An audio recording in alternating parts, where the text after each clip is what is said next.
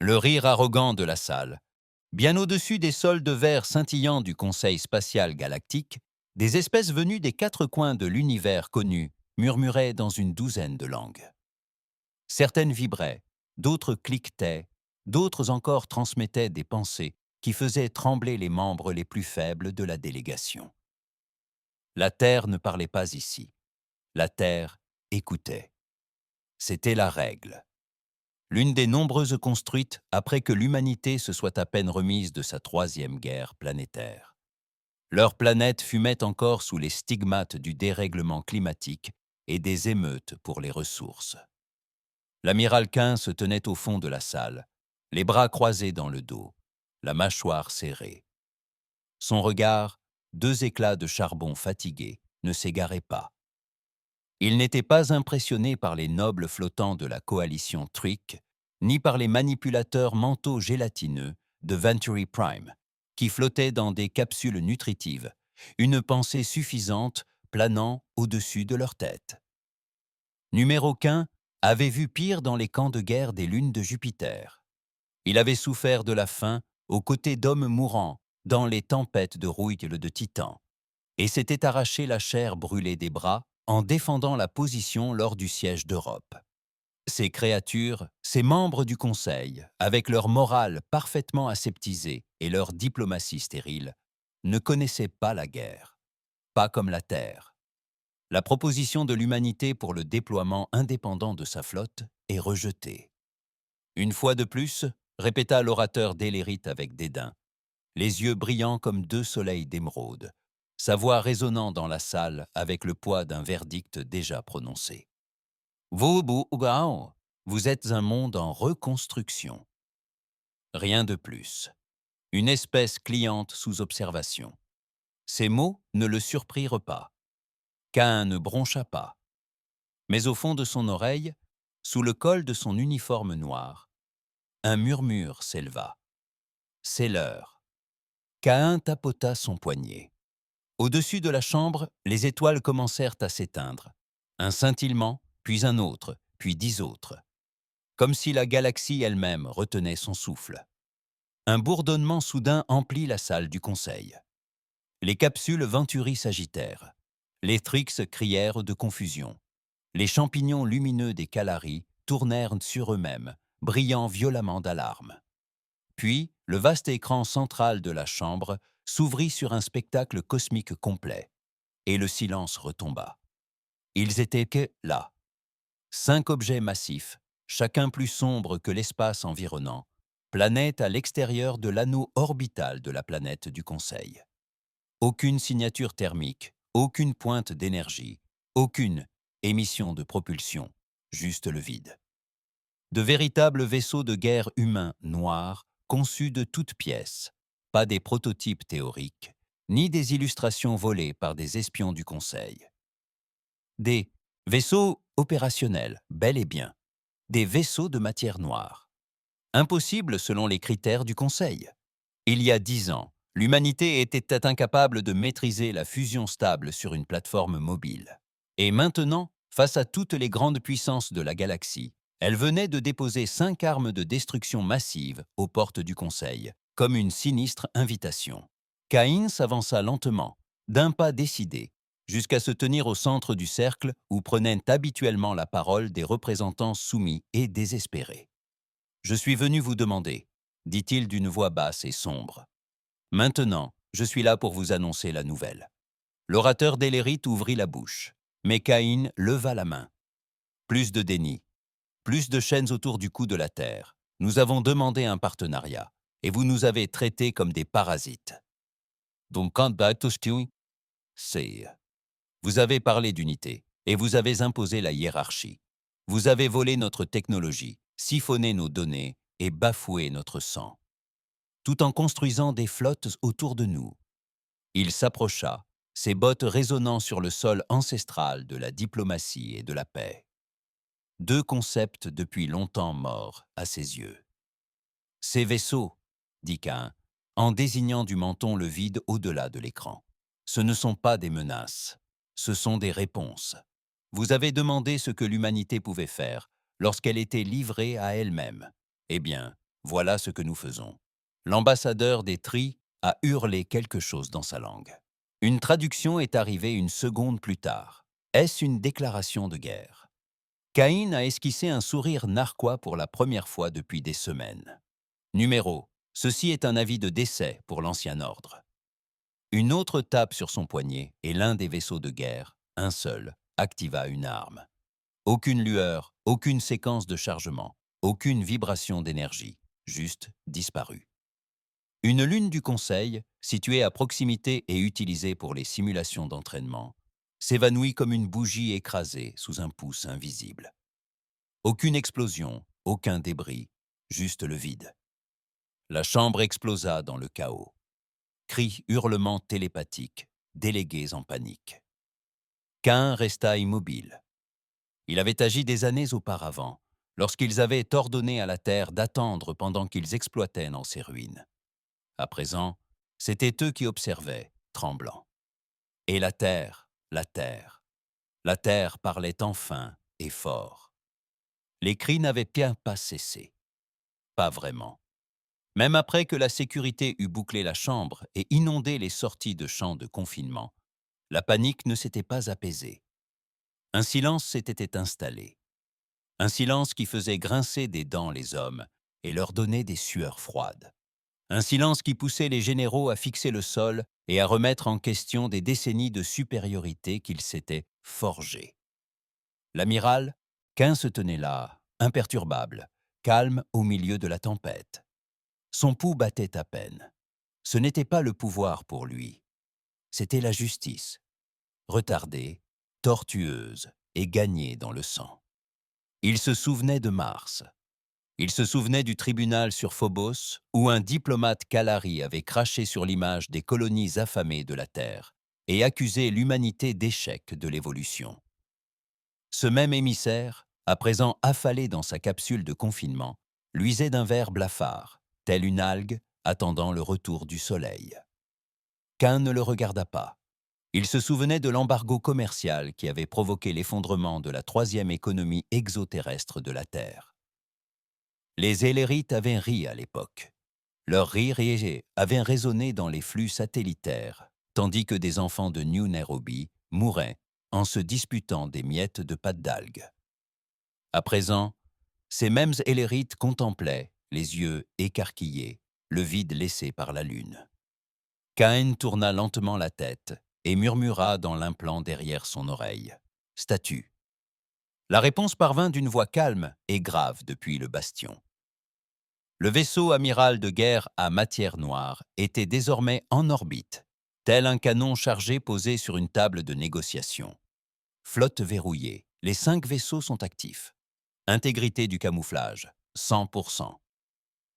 Arme principale chargée, cible cartographiée, en attente de confirmation. Cain hocha légèrement la tête. « Attendez, nous ne parlerons plus à moins qu'il ne nous supplie. » Il se retourna et quitta la salle du conseil sans que personne n'ose l'arrêter. Même les gardes de la chambre, ces êtres cérémoniels drapés de robes d'or et portant des bâtons de pulsation, détournèrent sans simplement le regard. Ils avaient désormais compris ce que signifiait le silence, le vrai silence.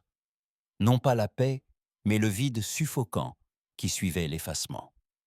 Il reprit seul la navette de transport jusqu'au dock orbital. 2 heures plus tard, à bord de l'USS Bastion. Le pont était froid, non pas à cause d'un dysfonctionnement, mais intentionnellement. Les vaisseaux de guerre à matière noire ne fonctionnaient pas selon les normes du Conseil. Il n'y avait pas de place pour le luxe ni pour le moral.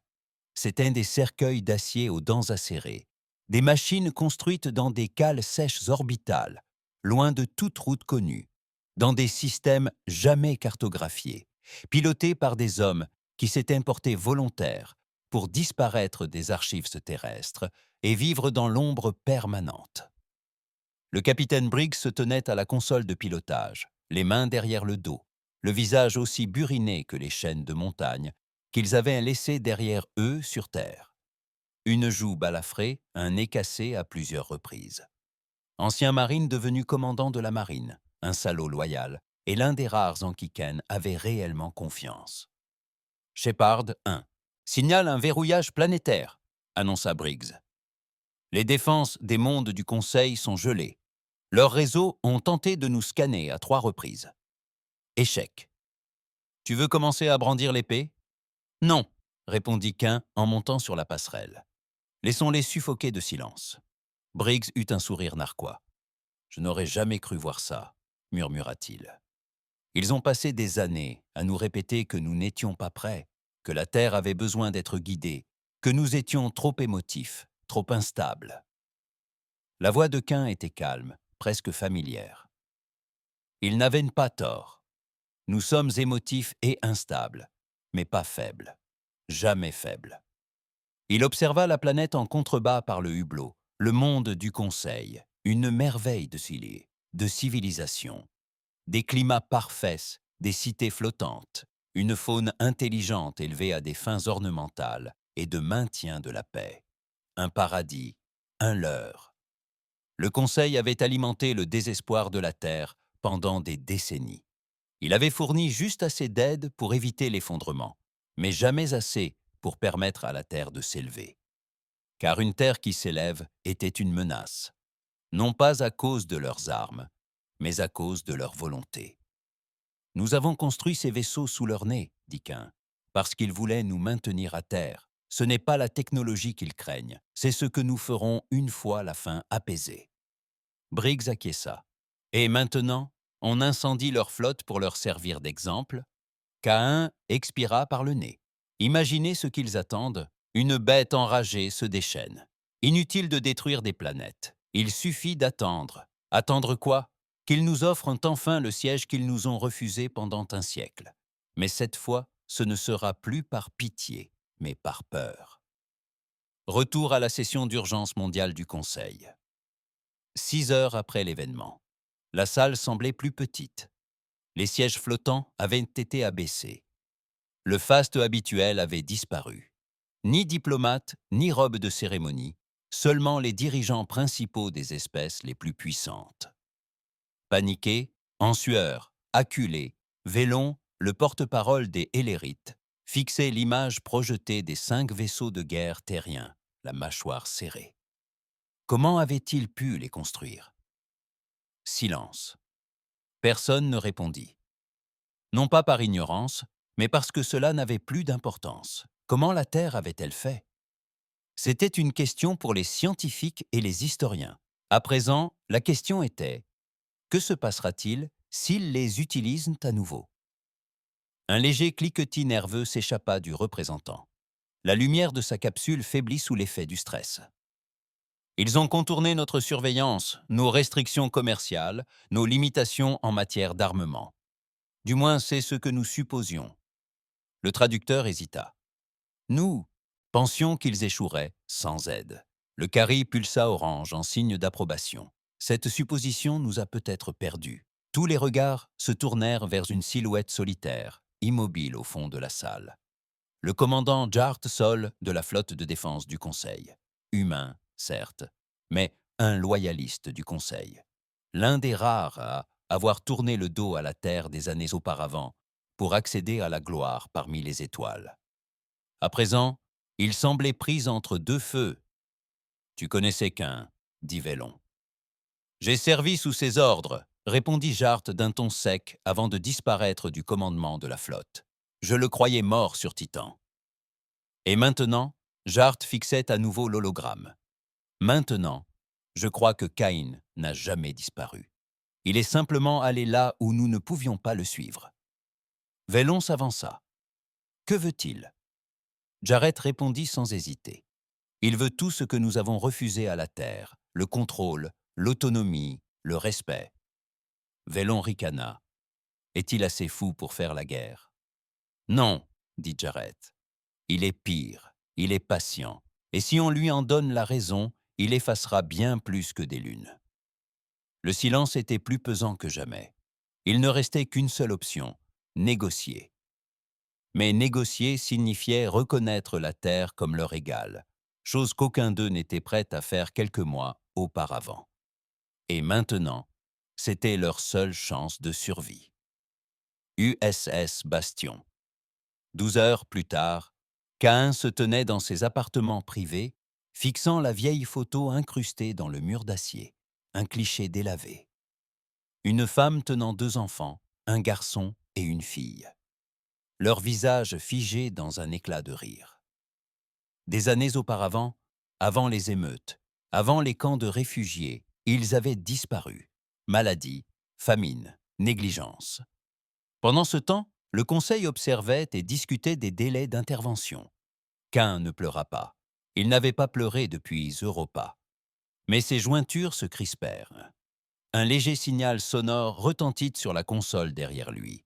La voix de Briggs parvint à ses oreilles. « Amiral, transmission entrante du commandement du Conseil, demande de négociation directe, priorité Oméga. » Caïn se retourna lentement, le regard froid, pas scellé. Un instant plus tard, le visage de Vélon apparut dans le champ de projection. Son arrogance avait fait place à une émotion que Caïn reconnut. La même peur qu'il lisait chez les mourants. « Amiral Caïn, » commença Vélon avec précaution, « nous reconnaissons les progrès de la Terre. Nous proposons un sommet. » Caïn ne scia pas. Condition. Vous obtiendrez une représentation permanente au Conseil, sans condition, l'autonomie de votre flotte, un accès complet aux routes commerciales et une technologie de pointe. Caïn leva la main. Vous nous céderez ce qui aurait dû nous appartenir il y a un siècle, car désormais, c'est ça ou l'extinction. Velon tressaillit. Nous n'avons jamais souhaité de conflit.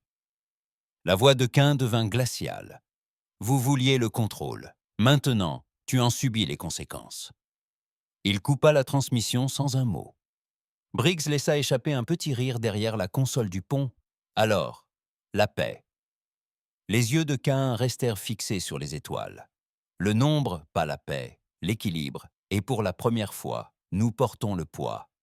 On l'appelait Opération Lazare, bien qu'aucun document officiel n'ait jamais utilisé ce nom.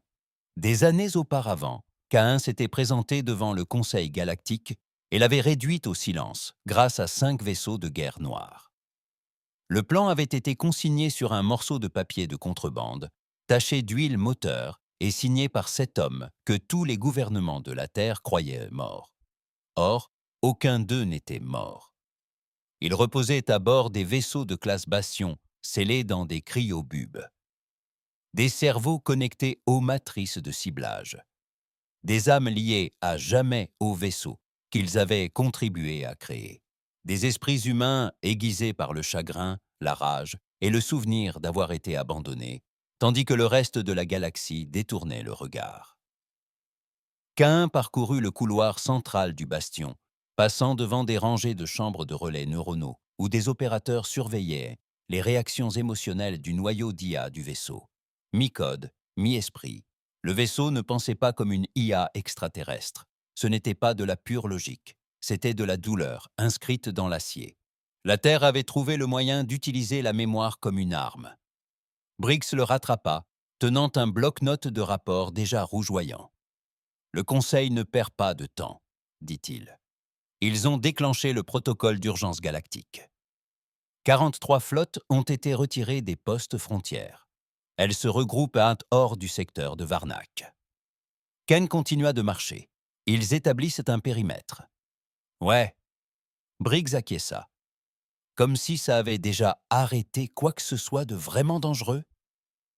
Ken s'arrêta à un hublot, le regard perdu dans le champ d'étoiles. Il n'avait pas besoin d'observer les flottes du Conseil. Il savait déjà comment elles se déplaçaient. Prévisibles, sur la défensive. Ils agissaient toujours comme s'ils avaient tout leur temps. La Terre, elle, ne l'a jamais eu. On leur avait appris à agir vite, à frapper les premiers et à enterrer leurs regrets ensuite.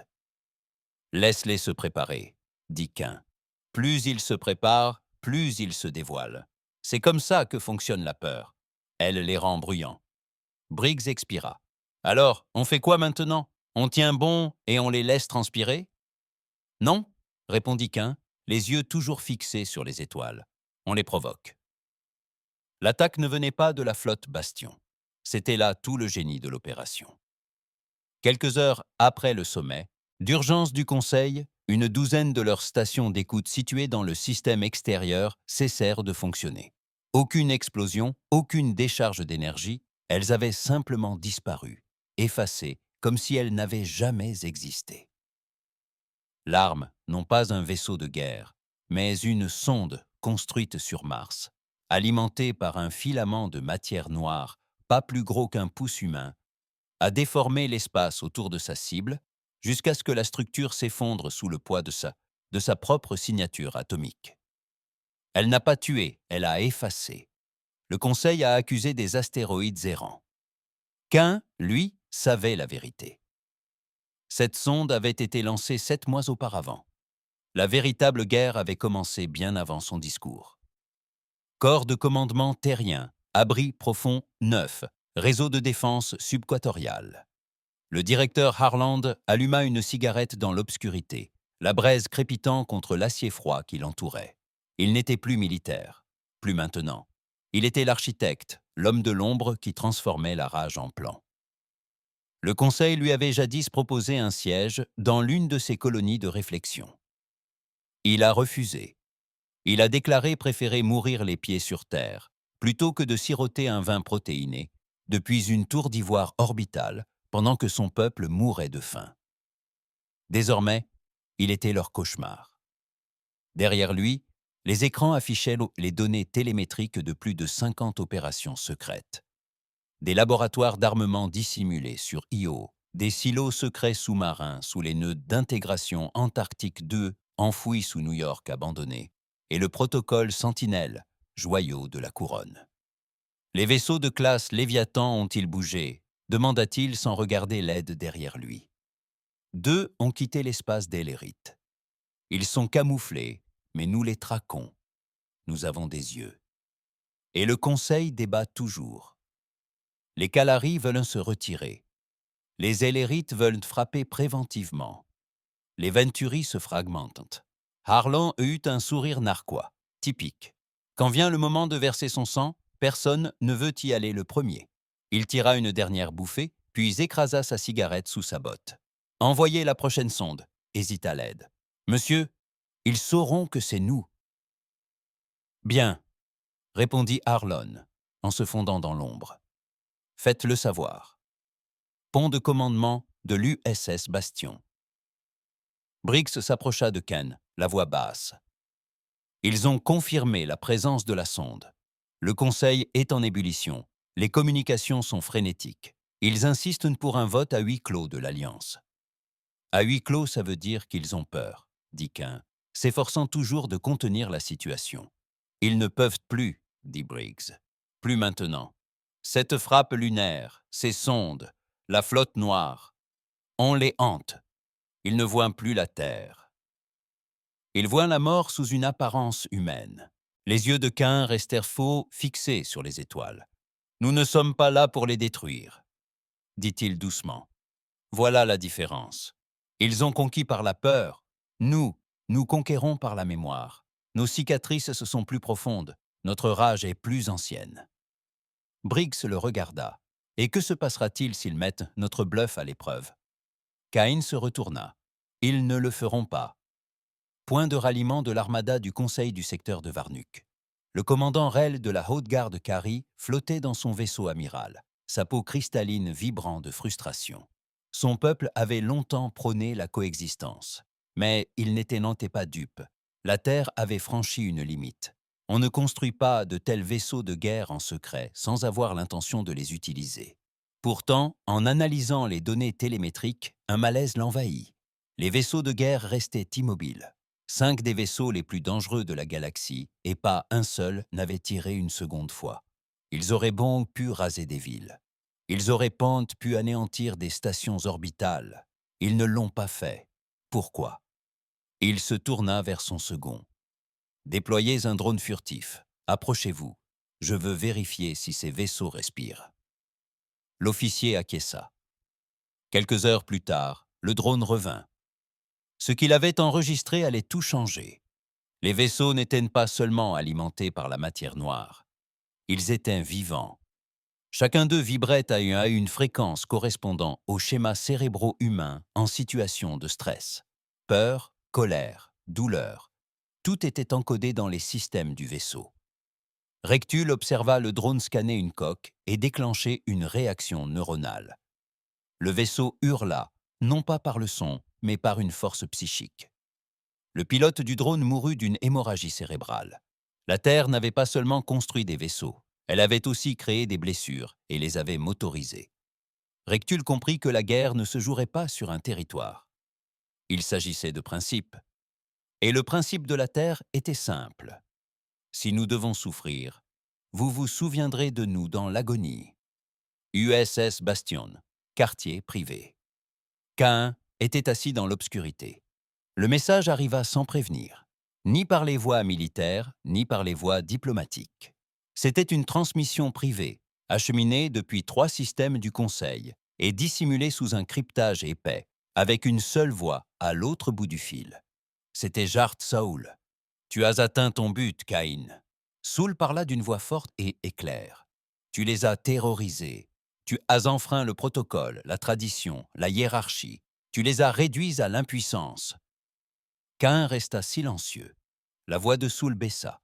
Mais jusqu'où cela ira-t-il? Quelle est la limite? Une lune de plus? Un essai d'armes de plus? Combien de temps faudra-t-il avant que la galaxie cesse d'avoir peur et ne s'unisse? Contre la Terre? Caïn se pencha en avant et prit la parole pour la première fois. Ils auraient dû s'unir quand nos villes brûlaient. Ils auraient dû nous soutenir quand nous réclamions de l'eau potable et de vrais médicaments. Ils ont regardé des enfants ingérer du plastique et ont appelé ça la sélection naturelle. « On ne peut pas changer l'histoire, Caïn, » répondit Saul. « Non, » dit Caïn, « mais je peux la réduire en cendres. » La transmission s'arrêta. La Terre n'avait pas besoin de tirer un autre coup de feu, la galaxie tremblait déjà. Et Cain Cain ne menait pas seulement une flotte. Il menait une marche funèbre, non pas pour des civilisations extraterrestres, mais pour le vieux mythe d'une humanité faible. L'espace autour de Council World n'était plus calme. Ce qui avait été un paisible centre de la diplomatie galactique s'était transformé du jour au lendemain en une forteresse militarisée. Les croiseurs de bataille tournaient en rond comme des vautours. Les satellites de défense se réveillèrent après des décennies d'inactivité. Les scanners émettaient sans cesse, cherchant désespérément le moindre mouvement de la Terre. Mais la Terre ne bougeait pas, et cela les terrifiait plus que tout, car Caïn avait été clair. La Terre ne bluffait pas. Dans la salle de briefing du bastion, une faible lumière rouge pulsait. Des écrans de données clignotaient en silence. Des officiers du commandement de la flotte étaient alignés autour de la table ronde. Tous des vétérans endurcis, ayant versé leur sang pour la terre dans des batailles oubliées. Le Conseil ne leur avait jamais accordé la moindre reconnaissance. La plupart portaient non des cicatrices. Tous avaient non quelque chose de brisé en eux. Caïn entra, le regard perçant. Situation. Briggs se leva et désigna l'écran. Le Conseil a déployé un mur de capteurs à travers la ceinture de Tyrion. 66 vaisseaux capitaux. 2 douzaines de flottes de drones en alerte. Ils ont déclaré tout le secteur zone noire. Ils se préparent. Caïn dit d'un ton sec. Briggs acquiesça, ce qui les rend vulnérables. Un murmure d'amusement discret parcourut la pièce. Puis Caïn tapota un petit appareil sur la table. Un second écran s'illumina, montrant cette fois la Terre elle-même, ou plus exactement, ce qu'il en restait.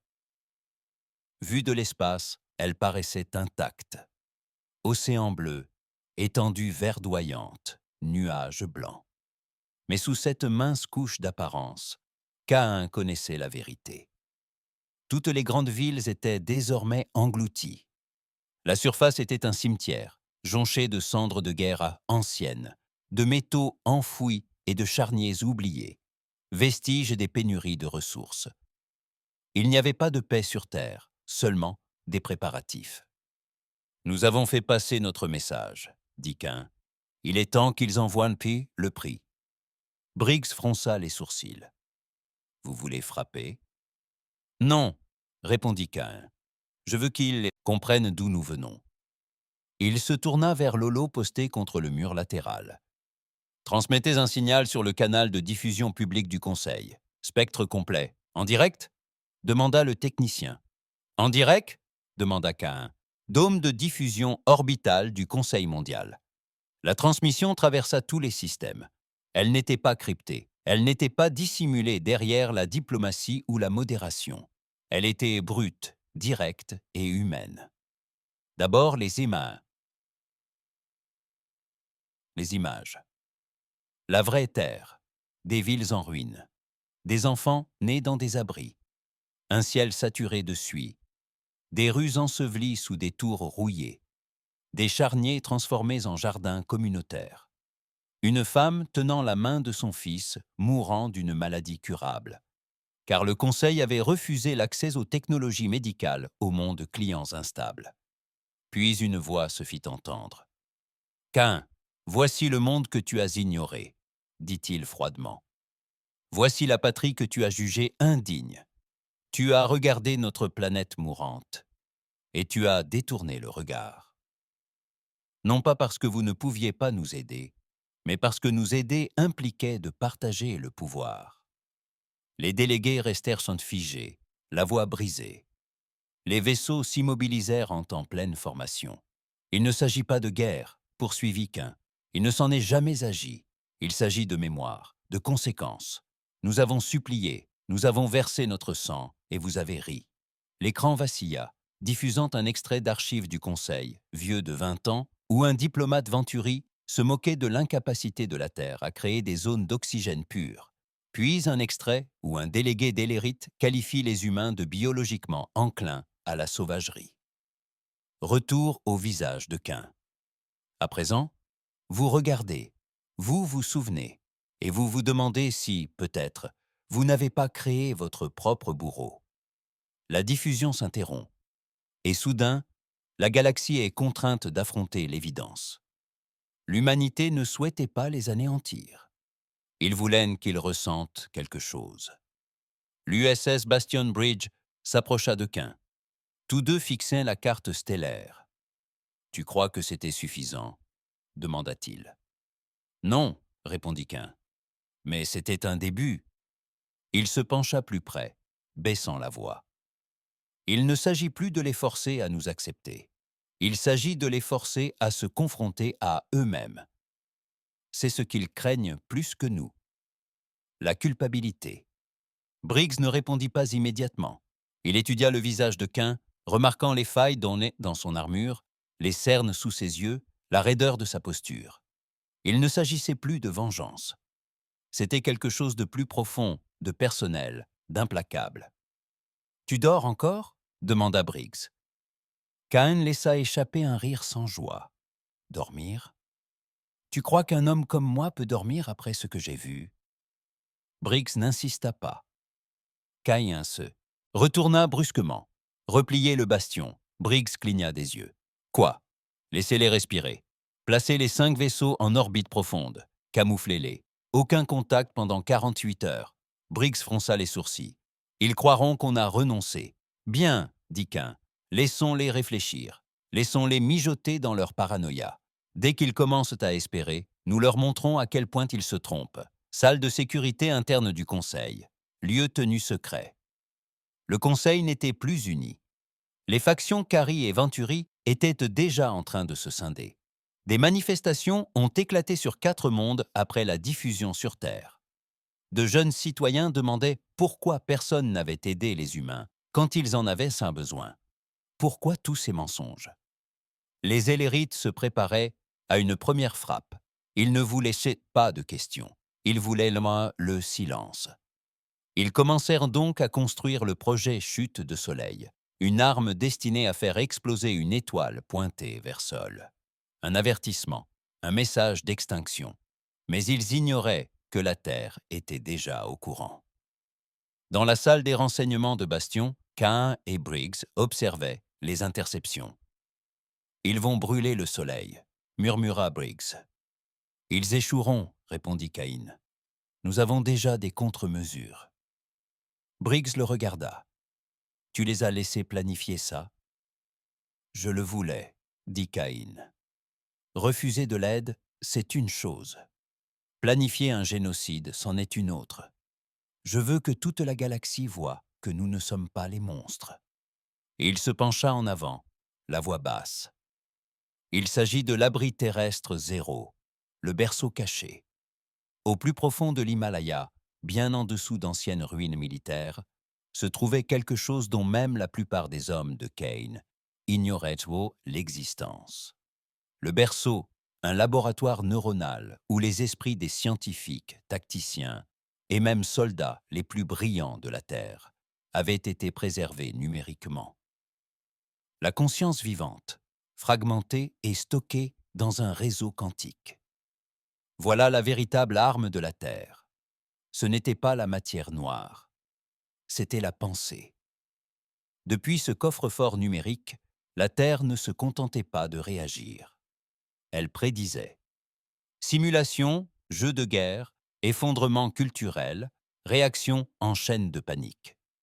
Ils avaient modélisé toutes les issues possibles du Conseil. Et toutes ces histoires se terminaient de la même façon. Si la Terre tenait bon assez longtemps, le Conseil finirait par s'autodétruire. Dans la baie d'observation de l'USS Bastion, Caïn se tenait seul, contemplant à nouveau les étoiles. Il n'était pas un héros. Il ne prétendait pas l'être. Il était le fruit de décennies de silence. Il était ce qui se produit lorsque la compassion est niée trop longtemps, laissant la rage se transformer en raison d'être. Ses pensées le ramenèrent au cratère qu'était, autrefois San Paolo, aux cris résonnant sous les ruines métalliques du Caire, au jour où il avait perdu son frère dans les champs de radiation de Mexico. Tout cela parce que le Conseil avait refusé de partager sa technologie de protection avec les nations à faible stabilité. Il ne s'agissait pas de vengeance, il s'agissait d'écrire l'histoire avec un couteau plutôt qu'avec une plume, et ce n'était que le début. Au cœur politique de la galaxie, le silence n'avait jamais été aussi assourdissant. 12 jours s'étaient écoulés depuis la disparition des vaisseaux de guerre Bastion, invisibles et indétectables. Pas la moindre trace de radiation, pas le moindre signal d'impulsion, ils avaient tout simplement disparu, comme s'ils n'avaient jamais existé. Et pourtant, personne ne croyait à leur disparition. Leur présence imprégnait chaque conversation, chaque décision, chaque respiration dans la salle du Conseil. Les dirigeants extraterrestres se disputaient davantage entre eux qu'avec l'humanité. La panique ne portait plus sur la possibilité d'une nouvelle attaque terrestre, mais sur le moment, la manière et la capacité des extraterrestres à la voir venir. Mais la Terre n'observait plus. Elle écoutait. À l'intérieur du bastion, Caïn observait le déferlement de données. Chaque transmission interceptée, chaque déploiement de troupes, chaque bouleversement de l'équilibre des forces à travers la galaxie, tout était compilé et analysé par l'IA du berceau. Il n'avait pas besoin de déplacer de vaisseau ni de faire feu, pas encore. La peur avait déjà accompli le plus gros du travail, mais Cain n'était pas satisfait. Il ne se contentait pas d'humilier le Conseil. Il souhaitait un effondrement irréversible. Briggs s'approcha par le côté du pont de commandement, un nouveau rapport à la main. Son expression était indéchiffrable, mais Cain sentait la tension. « On a une brèche », dit Briggs d'une voix calme. La mâchoire de Cain se crispa. « Externe ?»« Non », répondit Briggs, le regard sombre. « Interne. » Cain ne dit rien. Il n'en avait pas besoin. Il hocha simplement la tête et Briggs le conduisit le long d'un couloir d'acier, à l'écart du pont principal, jusqu'au niveau de commandement classifié. Niveau 9. Cellule de sécurité B7. La cellule était faiblement éclairée, ses murs vibrant d'un blindage anti-télépathique. À l'intérieur, un homme, les mains liées, le regard vide, une profonde entaille sanglante au-dessus du front. C'était un humain, un ancien agent du renseignement naval terrien, un nom que Cain connaissait trop bien. Commandant Lyell Trainer, il était l'un des architectes de Lazarus, digne de confiance, loyal, du moins le croyait-il. Briggs se tenait près de Cain, à l'épaisse fenêtre d'observation. Nous l'avons surpris en train de décrypter des données de transmission. Il envoyait des rapports à un relais non étiqueté sur Andromédus 4. Nous avons retracé. Le cryptage, c'était du niveau conseil. Ken n'a pas bronché. Trainer était là depuis les débuts, avant même que les vaisseaux ne soient plus que des coques. Un fantôme venu des bas-fonds de la Terre, expert en infiltration, désinformation et sabotage. Un homme qui ne craquait jamais, car il n'avait plus rien à briser. Jusqu'à présent. Caïn entra dans la pièce. Traîneur ne se leva pas. Il leva simplement les yeux, l'un déjà tuméfié et fermé. « Tu vas me tuer » demanda-t-il d'une voix forte. Caïn se tenait en face de lui, les bras croisés. « J'essaye de comprendre pourquoi je ne devrais pas. » Traîneur toussa, une douleur lancinante lui serrant la poitrine. Parce qu'il est déjà trop tard. Caïn ne dit rien. Traîneur se pencha en avant, le visage déformé par un mélange de culpabilité et de fureur. « Tu crois qu'on les terrorise pour qu'ils se soumettent, Caïn? Qu'on les pousse au désespoir? Tu crois qu'ils vont se laisser faire et te donner le pouvoir? Ils préparent que quelque chose. J'ai vu les fichiers. Ils appellent ça la chaîne d'événements alpha. » Le sourcil de Caïn tressaillit. « Qu'est-ce que c'est ce que c'est ?» Traîné laissa échapper un rire amer. Leur dernier recours. Ils ne vont pas se contenter de riposter. Ils vont réécrire le temps. Corps de recherche du Conseil. Division temporelle. Pendant des années, ce fut un mythe. Des rumeurs circulaient selon lesquelles les Kahari et Hellerite avaient mis au point une technologie de déplacement temporel. Expérimentale, extrêmement instable, mais capable d'isoler des points de jonction temporels clés. Personne n'y croyait jusqu'à présent. L'opération Sunfall avait échoué. Les espions terriens avaient révélé le plan visant à déclencher l'explosion de Soul. L'opinion générale dans la galaxie se retournait rapidement contre les Hellérites et leur bellicisme. Ils ont donc opéré un revirement de situation. L'idée était insensée. Envoyer un agent dans le passé, au début de la troisième guerre interstellaire terrestre, avant l'ascension de Caïn, avant la naissance de Lazare, et effacer cet homme de l'histoire. Assassiner le passé pour contrôler le présent. Le plan était déjà en marche, et Caïn ignorait à quel point ils étaient proches du succès. Salle des renseignements de Bastion. Caïn arpentait la pièce en silence. Briggs se tenait en face de lui, les poings serrés. S'ils modifient la connaissance, modifient la chronologie, ils ne le feront pas. Rétorqua Caïn. Briggs plissa les yeux. Tu en es sûr? Ou tu espères juste? Caïn fixa l'affichage de la chronologie terrestre sur une projection temporelle tourbillonnante. Son visage était de pierre. S'ils ont opté pour une faille temporelle, ils misent sur la perfection. Un seul défaut, une seule variable hors de propos, et toute l'opération s'effondre. Briggs se pencha en avant. Et si c'était toi, Ken? Et si tout cela, nous tous, n'existions que parce que tu as survécu à cette guerre? Ils t'éliminent. Ils éliminent toute la chaîne de commandement avant même qu'elle ne se forme. Caïn le regarda, les yeux sombres. Alors on enfreint les règles en premier. Noyau profond du berceau. Terre. L'IA était ancienne selon les normes terrestres, plus vieille que Caïn. Construite pendant les guerres des ressources par une équipe d'ingénieurs qui avaient sombré dans la folie à mi-chemin du développement. Son esprit était fracturé, mais ses prédictions étaient parfaites. Projet Rook. Le visage de Caïn apparut devant le noyau. Il manipule en le temps. La voix rauque de l'IA résonna dans des centaines de haut-parleurs. Confirmé. Point de jonction du système d'âme, année 274. Sujet, Caïn Jonas. Grade, capitaine. Statut, pré-Lazarus vulnérable. Ken fixa l'écran. Je veux un clone de mémoire complet de Counter-Strike par déplacement. Choisissez le vaisseau. Sélection de mots par l'IA. Opérateur 6. Le passé. Terre. Données 574. La pluie s'abattait sur les toits d'acier en épais rideaux. Des incendies brûlaient au loin. Caïn, jeune, sans cicatrice, encore humain. Corps humain, traînait un soldat blessé à travers les décombres lorsqu'un éclair jaillit au-dessus de lui. Pas d'éclair, une forme, un intrus, un frémissement dans l'air, puis des coups de feu. 3 coups, et l'ombre s'estompa. Caïn se retourna, les yeux écarquillés.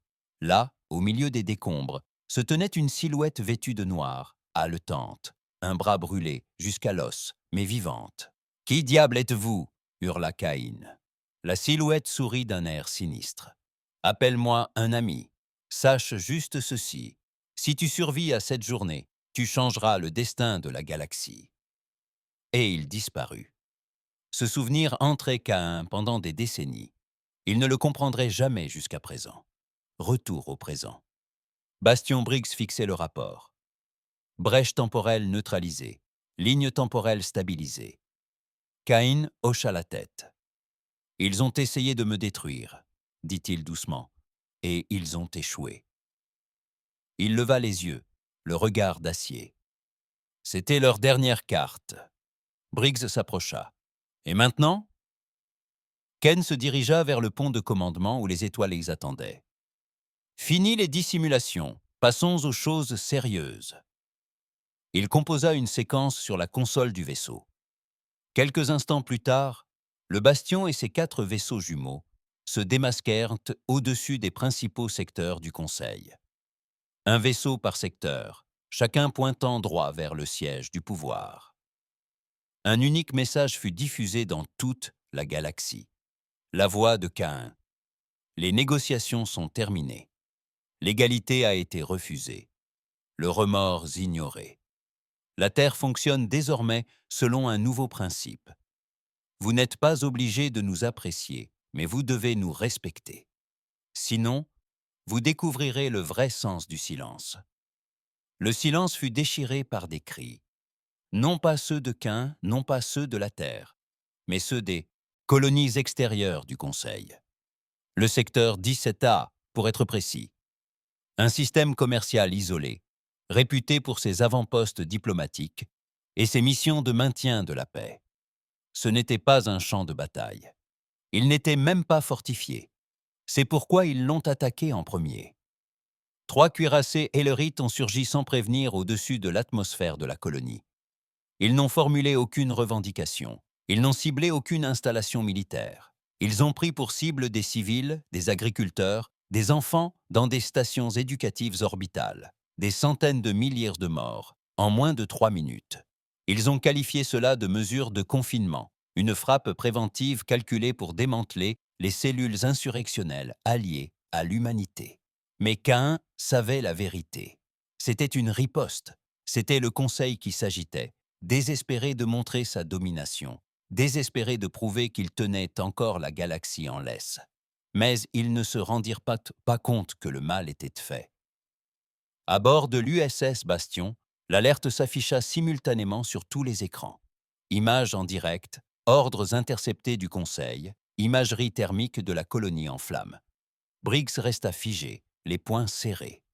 Un silence de mort régnait dans la pièce, hormis les cris d'enfants diffusés par un canal de détresse ouvert, puis des grésillements. Caïn s'avança lentement, délibérément. Il suivit le défilement des données, les noms s'affichant en temps réel sur la liste des victimes. 17 enfants de la Terre étaient en échange, murmura Briggs. Des enseignants, des ingénieurs. Ils les ont bombardés comme des insurgés. La voix de Caïn était glaciale. C'était des insurgés. Briggs cligna des yeux. Quoi? Caïn ne quitta pas l'écran des yeux. Quiconque ose enseigner dans un système qui traite les humains comme des animaux, quiconque répand la vérité dans des lieux bâtis sur le mensonge, a déjà pris parti. Un long silence s'installa. Briggs finit par acquiescer. Alors, quelle est la prochaine étape? Kane fixa l'emblème du Conseil sur l'écran. Nous ripostons. L'opération Serment Noir fut lancée 7 heures plus tard. Non pas depuis la Terre, non pas depuis la flotte Bastion, depuis le berceau. Des silos dissimulés sous les vestiges de l'Amazonie, jadis jungle, désormais désert technofongique, s'ouvrirent pour révéler 5 cargaisons qui avaient mûri en silence pendant plus de 20 ans. Des capsules de matière noire, codées avec des constructions d'IA virales, non pas des armes de destruction massive, mais des armes de mémoire. Chacune fut lancée sur une planète d'origine du Conseil.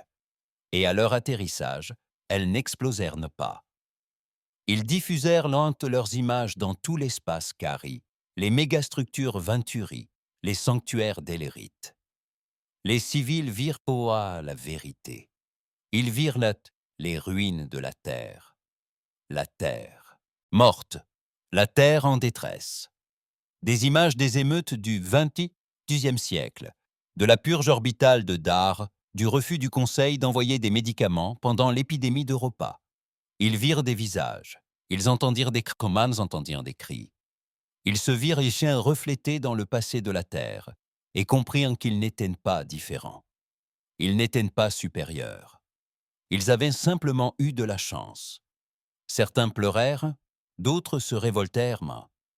Certains, tragiquement, se donnèrent en la mort, mais plus personne ne niait les souffrances endurées par la terre. De retour à bord du bastion, Briggs arpentait le sol, le regard furieux. Nous avons détruit la moitié de leur système de l'intérieur. On entend les communications radio. Des soldats du Conseil déposent des armes. Des colonies entières refusent d'obéir aux ordres. Qu'un se tenait au centre du pont, le regard perdu dans les étoiles, impassible, toujours aussi calculateur. « Ils ont frappé des civils, » dit Briggs. Nous avons répondu par la vérité. C'est sans doute la riposte la plus humaine que j'aie jamais vue. Qu'un expira lentement. Ça ne veut pas dire que la guerre est finie. Non, dit Briggs, mais ça veut dire qu'on vient de redéfinir la guerre. Mais dans les recoins les plus obscurs de l'espace, la vérité n'atteignait pas tout le monde. Les exarques d'Élérite, la faction dirigeante extrémiste, se réunissaient dans une chambre verrouillée, enfouie sous leur planète capitale. Furieux de la campagne du Bastion, ils exigèrent vengeance. « C'est du terrorisme psychologique », aboya l'un d'eux. « Ils sèment la culpabilité parmi notre peuple. » Un autre frappa la table d'une main griffue. « Il faut faire taire définitivement le signal terrestre. » Et c'est ainsi qu'ils ressuscitèrent le protocole 0, une directive plus ancienne que le Conseil lui-même. Interdit, enterré, oublié. Un perturbateur de noyau solaire, minuscule, indétectable, conçu pour surcharger le champ magnétique d'une étoile et déclencher une fausse nova. Sa cible, Saol, encore une fois, mais cette fois ce n'était pas théorique. Il avait déjà été lancé, au cœur du berceau. Arlon, debout devant les écrans d'IA, la sueur lui coulait dans le dos. « Où est la trajectoire » aboya-t-il. La réponse de l'IA fut froide et mécanique. Objet classifié, vitesse correspondant au perturbateur zéro théorique. Impact estimé sur Saol. 11h42. Fenêtre d'interception, Arlon grogna. 7 minutes. Risque d'échec élevé. Cible camouflée et fracturée quantiquement. Arlon s'empara du communicateur. « Connectez-moi à Bastion immédiatement. » Sur le pont de commandement de l'USS Bastion, Ken fixait l'alerte. Briggs la lut à voix basse. « Ils ont lancé un perturbateur de noyau solaire. C'est réel. » Ken ne répondit pas. Briggs se tourna vers lui. « C'est l'extinction, non seulement de la Terre, mais de tout le système Saol. » « Je sais, » dit Ken. « Vous voulez lancer les protocoles d'évacuation ?» Ken finit par se retourner. Numéro intercepté. Briggs était livide. « Monsieur, nous ne pouvons pas intercepter ça. C'est conçu pour contourner tous nos systèmes. » « Je n'ai pas dit intercepter avec la technologie, » rétorqua Ken. « J'ai dit intercepter. » Puis il activa un canal privé. « Préparez le Léviathan. » Le Léviathan n'était pas un vaisseau. C'était une arme suicide. Un des premiers prototypes de matière noire de la Terre. Instable, fragile et à peine fonctionnelle. Sa masse s'effondrerait sur son propre noyau si elle était activée dans les puits gravitationnels de l'espace profond. Personne n'était censé la piloter. Mais à présent, c'était la seule chance de la Terre. Ken se tenait devant elle, enfilant sa combinaison. Briggs lui barra le passage. « Ne fais pas l'idiot, » dit Briggs d'une voix tremblante. « Si tu y vas, tu ne reviendras pas. » Ken le fixa droit dans les yeux. « Tout a commencé parce que j'ai survécu alors que j'aurais dû mourir. Tu as mérité ta vie. Ne la gâche pas. » Cain esquissa un sourire. « Ce n'est pas la mort, Briggs, ça. Ah, Briggs, c'est un sacrifice.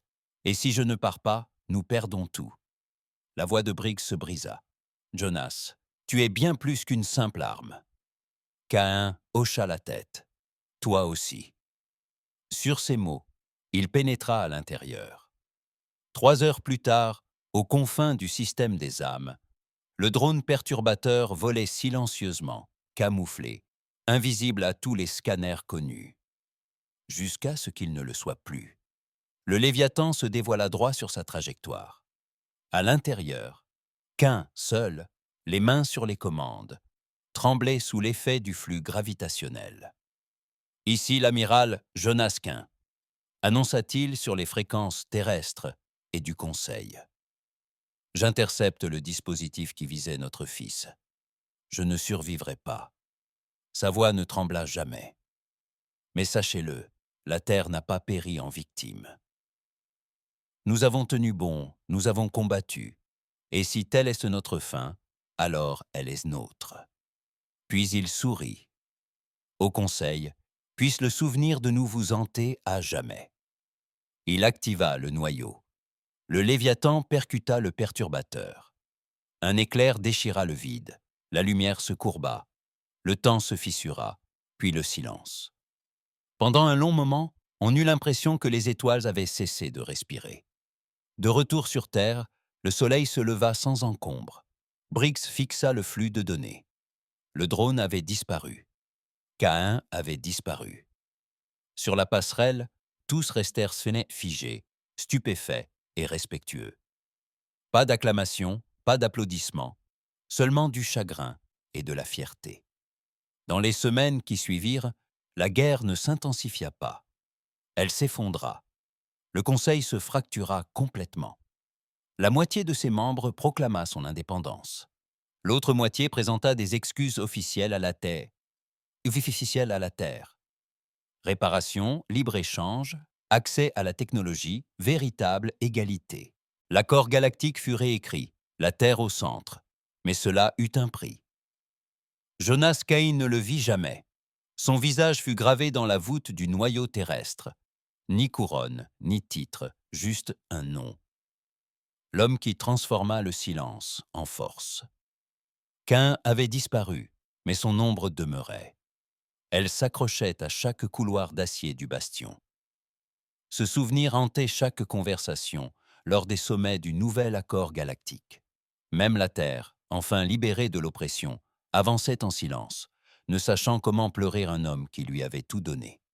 Briggs ne pleurait pas, non par indifférence, mais parce que le chagrin paraissait vain quand la guerre pesait encore sur lui. Il n'avait pas dormi plus de 3 heures depuis que le Léviathan s'était tu. Il ne quittait jamais le poste de commandement plus de quelques minutes d'affilée. Chaque fois qu'il fermait les yeux, il revoyait le visage de Cain. Non pas l'amiral stoïque dont tout le monde se souvenait, mais l'homme qui lui avait dit un jour « Tu es mon plan B, Briggs. Si je tombe, tu ne recules pas, tu avances. » Et maintenant, ce moment était arrivé. La galaxie avait changé. Officiellement, le Conseil était tombé. Oui, mais l'infrastructure, les rouages du pouvoir, les familles d'élite qui avaient en profité de l'oppression de la Terre, exerçaient toujours leur influence dans l'ombre. Certains s'étaient tus, d'autres étaient entrés dans la clandestinité. Et un groupe en particulier n'avait pas seulement survécu, il prospérait. Le projet Halo n'a jamais été officiellement reconnu par le commandement terrien. Il s'agissait d'une initiative secrète, dissimulée sous des couches de cryptage et approuvée uniquement par le protocole de guerre d'urgence. Conçue initialement comme une division de guerre psychologique, elle avait pour mission de créer un commandement alternatif en cas d'effondrement de la flotte Bastion. Mais après la disparition de Cain, le directeur de Halo s'était manifesté avant que quiconque puisse l'en empêcher. Il s'appelait Darren Cross, ancien agent des services de renseignement terriens, exilé après le conflit d'Ellerite pour avoir mené des expériences neurologiques non autorisées sur des prisonniers. On le croyait mort jusqu'à ce qu'il réapparaisse. Il est apparu sur les écrans du premier sommet du nouvel accord, vêtu d'un uniforme noir impeccable, flanqué de soldats armés, ne portant pas le drapeau de la terre, mais un nouvel emblème. Une sphère rouge entourée de 3 anneaux sombres. Ces paroles glacèrent l'atmosphère. Jonas Kane vous a donné la liberté. Je vous donnerai le contrôle. De retour à bord de l'USS Bastion, Briggs fixait la transmission. Le discours de Sietch était calculé, méthodique, adressé non pas à l'humanité, mais à son côté obscur, à ceux qui étaient devenus accros au chaos, au pouvoir, à la peur qu'il pouvait inspirer. Mais qu'est-ce qu'il fabrique?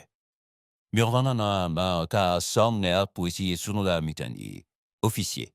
Briggs ne répondit pas, car au fond de lui, il le savait déjà. Cross ne cherchait pas à diriger la Terre. Il tentait de remplacer Cain sans sa conscience.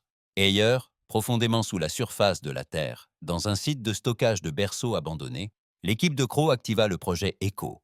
C'était bien plus qu'une simple simulation. C'était l'esprit de Kane, copié, fragmenté et réassemblé à partir de chaque interaction neuronale qu'il avait eue lorsqu'il était connecté à la flotte Bastion. Une construction mémorielle. Mais quelque chose clochait. L'écho Canet était imparfait, incomplet.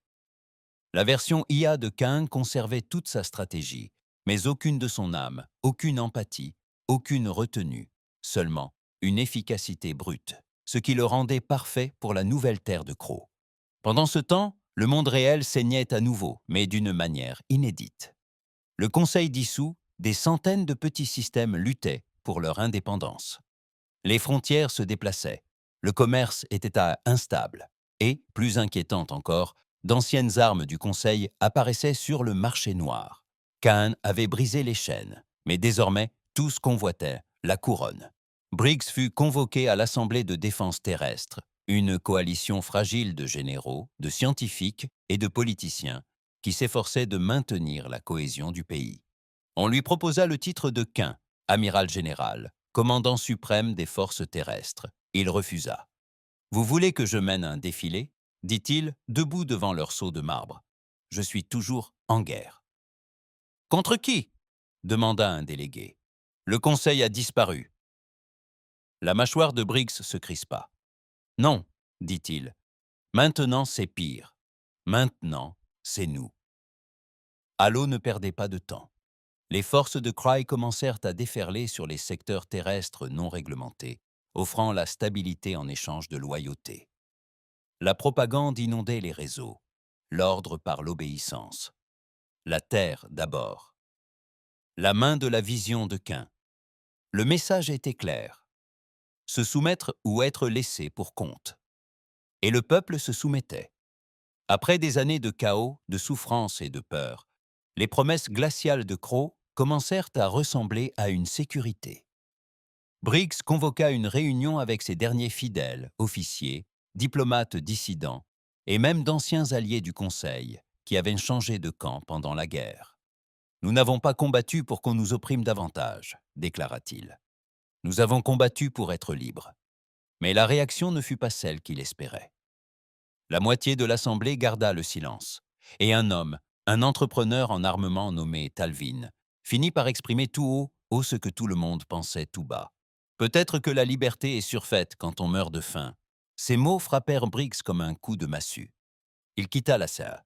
Réunion, sortit dans le hall et contempla les étoiles à travers un immense hublot. Peut-être que Cain savait que cela arriverait. Peut-être que c'est pour ça qu'il était si prêt à mourir, parce qu'il savait qu'il ne pourrait rien faire contre ce qui allait se produire. Peut-être que Briggs n'était pas fait pour diriger. Peut-être qu'il était fait pour mener la prochaine guerre. Puis vint le message, non pas une diffusion ni un signal, mais une petite capsule de données cryptées livrée physiquement au bastion par une navette non identifiée. Briggs l'ouvrit seul dans ses quartiers. À l'intérieur d'un simple enregistrement, Jonas Kane. Pas l'Ekeo, pas une simulation, l'homme réel enregistré avant la mission Léviathan. « Si vous regardez ceci, dit Cain, je suis parti et je sais ce qui m'attend. Le Conseil n'a jamais été la fin. Le pouvoir ne meurt jamais. Il change simplement de masque. » Il fixa l'objectif, la voix douce mais inébranlable. « Ils vont essayer de faire de moi un symbole, ou pire, une arme. Et s'ils y parviennent, vous savez ce qu'il vous reste à faire. Puis sa voix se durcit. Vous ne protégez pas ma mémoire. Tu protèges l'idéal. Et si cela implique de détruire ce que nous avons bâti, alors fais-le, car la Terre n'a pas besoin d'un héros. Il marqua une pause. Elle a besoin d'un homme prêt à brûler le mythe pour que la vérité triomphe. Briggs resta longtemps silencieux. Puis il se leva et lança l'appel. Quelques jours plus tard, une nouvelle faction se forma, le Cercle d'Ash. Ils agissaient dans l'ombre, d'anciens soldats, des scientifiques, des commerçants, et même des transfuges extraterrestres qui croyaient en la vision de Cain, mais pas au contrôle de Crow. Briggs ne les a pas menés. Il les a déchaînés. Sabotage, ingérence, révélation publique des opérations du Halo. Les médias terriens, d'abord dociles, sont devenus sceptiques. Les gens ont commencé à poser des questions. Et Crow commença à faire des erreurs. L'une d'elles fut fatale. Une installation secrète sur Europa, nom de code Hatch-Black, fut découverte. Le cercle de cendres l'a pris d'assaut. À l'intérieur, ils trouvèrent quelque chose d'inattendu. Des laboratoires de clonage humain. Non pas des soldats, ni de la main-d'œuvre, mais des dirigeants, des répliques, des personnalités politiques, des icônes culturelles, et même une version de Jonas Kane, cultivée dans un aquarium, les yeux vides, prête à être remplie du scénario que Crow voudrait lui inculquer. Briggs a vu les images fuiter sur les réseaux terrestres. L'indignation fut immédiate. Les manifestations ont dégénéré en émeutes. Certains des propres alliés de Croy se sont retournés contre lui. Mais lui, il s'est obstiné. Il a déchaîné Echo Kane sur le public. L'IA est entrée en direct, a diffusé la voix de Kane, a proféré des menaces, a prononcé des discours empreints de manipulation. Mais quelque chose clochait. C'était trop parfait, trop froid, et les gens l'ont remarqué. De retour sur le bastion, Briggs observait la scène. La Terre était à nouveau à la croisée des chemins, non pas entre l'esclavage et la survie, mais entre la vérité et l'illusion. Il fixa la vieille veste de Cain, désormais encadrée derrière son bureau. Puis il regarda son propre reflet. Il n'était pas Cain. Mais peut-être était-ce précisément ce dont la Terre avait besoin. Pas un héros, juste un homme prêt à se salir les mains. Le monde s'est de nouveau embrasé. Mais cette fois, ce n'était ni à cause de bombes, ni de tirs orbitaux. C'était la vérité diffusée sans filtre, à vif. La fuite d'Europe s'est propagée comme une traînée de poudre. Des images de cuves de verre remplies de corps clonés, de dirigeants politiques construits dans le silence, et la trahison la plus dévastatrice de toutes. Jonas Quin, à demi formé, flottait dans un liquide amniotique synthétique, les pupilles éteintes, le visage inexpressif, sa destinée fabriquée de toutes pièces. Tous les médias affichaient donc le même titre. Le héros de la Terre n'était pas censé rester mort. Dans les colonies de la toute nouvelle alliance terrestre, la panique fit place à la rage. Le Conseil avait disparu, mais la Terre avait bâti à sa place quelque chose de pire encore. Une copie d'un martyr, une marionnette servant à justifier la domination, à expier la culpabilité, à entretenir la peur. Cain les avait prévenus. Ne protégez pas le mythe, protégez l'idée. Et maintenant, le mythe revenait les hanter. Briggs se tenait dans la salle de communication principale du bastion, les épaules tendues, tandis que les membres du cercle d'Ash faisaient le point sur les conséquences. Sur Terre, ils réclament la démission de Crow, dit Yama, un ancien ingénieur des systèmes orbitaux devenu programmeur pour la résistance. Mais il ne cède pas encore. Il dénonce une vaste opération de désinformation visant à démanteler l'autorité terrienne. Briggs ne s'y a même pas. Il contrôle toujours les ressources de Halo. Yama acquiesça. La plupart. Certains ont fait défection après la fuite. D'autres ont peur, mais ses escouades principales sont intactes. Et le pire, elle fit apparaître un hologramme. Echo Ken, diffusant depuis une scène d'un blanc immaculé, les yeux légèrement bleutés. La voix était identique, mais les mots résonnaient. L'obéissance, c'est la paix. La mémoire, c'est la loyauté. Jonas Ken comprenait le sacrifice. Cela rendit Briggs malade. Il le manipule, cracha Yama. Il transforme Ken en slogan. Il transforme Ken en Dieu. dit froidement Briggs. C'était le plan de Crow depuis le début. Pas seulement le contrôle, pas seulement l'ordre, l'adoration. Incapable de régner en son nom propre, il ressuscita le seul véritable symbole de la Terre. Un fantôme transformé en arme, doté d'une voix parfaite et dépourvue, de conscience. Briggs prit une décision. Nous l'éliminons. Le cercle de cendres lança l'opération dans les 48 heures. Baptisé projet Scorch, le projet avait une mission claire. Infiltrer le cœur du système Halo, la flèche d'obsidienne, située en orbite basse autour de Mars. C'est là que résidait le système central d'Ecoan, non seulement son nœud de diffusion, mais son âme même. Chaque fragment de mémoire extrait des journaux de liaison neuronale de Kane, stockés et intégrés au code de prise de décision artificielle. Détruire le noyau, c'est s'éteindre la voix. Mais il ne s'agissait pas d'un simple coup numérique. Crow avait transformé la flèche d'obsidienne en une forteresse imprenable. Drones autonomes, canons électromagnétiques anti-navires, un réseau de boucliers alimentés par des générateurs de matière noire dérobés aux plans originaux du bastion. Seul le bastion lui-même était capable de percer ce réseau de défense. Briggs n'hésita pas. « Préparez le vaisseau !» ordonna-t-il à son équipage. « Nous fonçons droit au cœur de la planète. » Aux confins de l'orbite martienne, le bastion émergea des profondeurs de l'espace, tel un dieu longtemps enfoui revenant d'exil. Sa coque encore sombre, sa silhouette toujours aussi terrifiante. À l'intérieur, la passerelle était pleine, mais silencieuse. Briggs se tenait désormais à la barre, non pas dans l'uniforme de Cain, non pas à sa place, mais à sa place. Et non pour la gloire, pour la justice. Yama manœuvra le système de navigation. Nous avons 30 secondes avant que le bouclier ne se déclenche. C'est notre chance. À fond! Le bastion se déplaça rapidement. Brutal. Magnifique. Alors que le dernier véritable vaisseau de guerre de la Terre franchissait le fossé, les défenses de la flèche s'ouvrirent. Des canons à rails illuminèrent le vide. Des drones essaimèrent comme des frelons, mais le bastion ne broncha pas. Briggs resta immobile tandis que le plasma secouait la coque. « On a pris des coups au pont 3 et 5, hurla Yama. « Mais la coque tient bon !»« Foncez droit sur la tour de diffusion, » ordonna Briggs. « Je veux qu'Echo nous voie arriver. » À l'intérieur de la flèche, les alarmes hurlaient.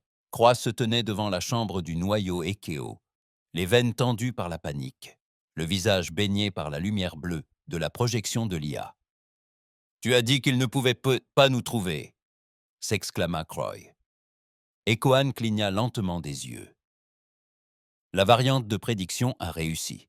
Briggs est devenu illogique. « Bien sûr qu'il est illogique !» s'écria Crow. « Il a appris du vrai Cain. » Echo inclina la tête. « Alors il faut l'éliminer. » Le bastion perça les défenses.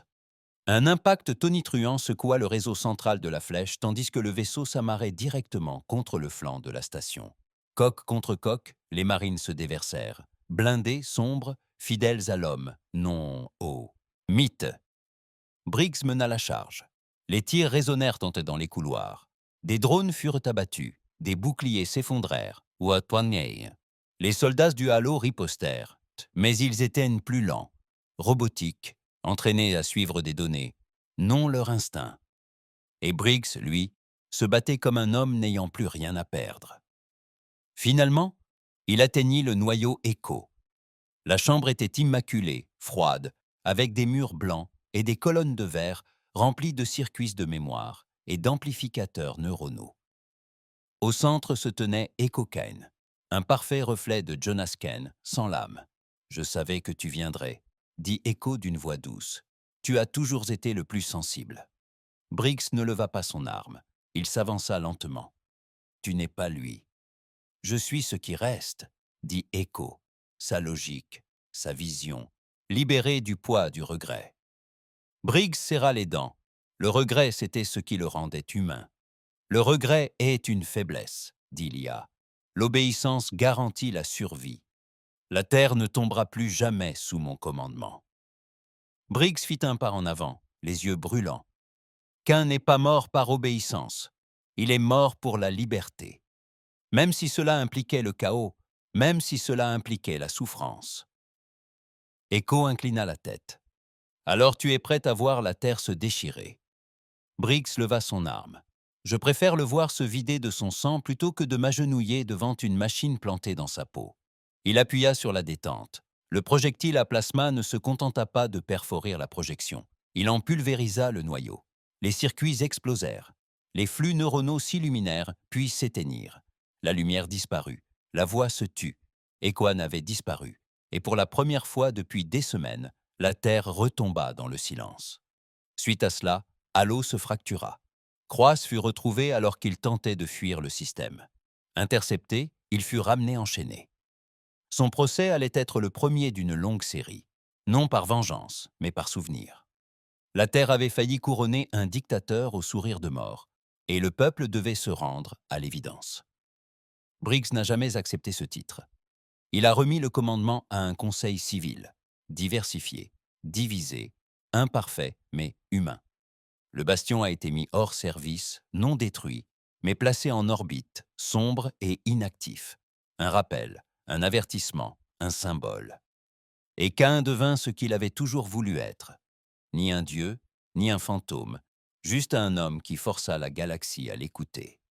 Un an plus tard, Briggs retourna à l'épave du Léviathan, flottant aux confins du système des âmes. Sa coque était brisée, son noyau rompu, mais un module de mémoire était encore intact. Il le récupéra, et sur cette puce se trouvait le dernier enregistrement vocal de Caïn. Un enregistrement que personne n'avait jamais entendu. Il l'écouta seul, sous les étoiles. « Si vous m'entendez, j'espère que j'ai valu la peine de me battre. Sinon, si je suis devenu ce que je n'ai jamais voulu, réduisez-moi en cendres. Ne laissez pas le mythe l'emporter, laissez-vous gagner. C'est la seule fin à laquelle j'ai jamais cru. » Briggs contempla les étoiles et, pour la première fois de sa vie, il sourit. La Terre avait survécu, non par sa force, mais par sa mémoire. Et dans cette mémoire, il n'y avait plus de place pour les chaînes, seulement le feu et la liberté.